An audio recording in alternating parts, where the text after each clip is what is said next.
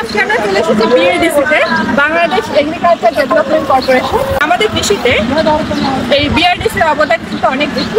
আজকে আমরা দেখতে পাচ্ছি এখানে 52-49 যে ধানের বীজ, সেই বীজের প্রস্তুত করা হচ্ছে এবং এই বীজগুলো কিন্তু প্রক্রিয়াকরণ করে সারা বাংলাদেশের যে কৃষকের মধ্যে এই বীজগুলো ছড়িয়ে দেওয়া হবে। বিরি ধান 52 একটি বন্যা সহনশীল জাত। আমাদের দেশে সাধারণত বর্ষাকালে যে নিচু এলাকাগুলো রয়েছে সেগুলো কিন্তু বর্ষাকালে প্রায় 20% পানির নিচে চলে যায়। সেই কথা মাথায় রেখে এই জাতটি উদ্ভাবন করা হয়েছে এবং এই গাছের গোড়াটা একটু শক্ত হয়, যে কারণে সাধারণত এটা হেলে পড়ে না।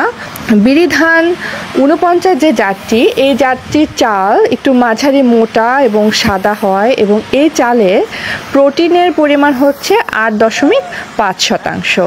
তো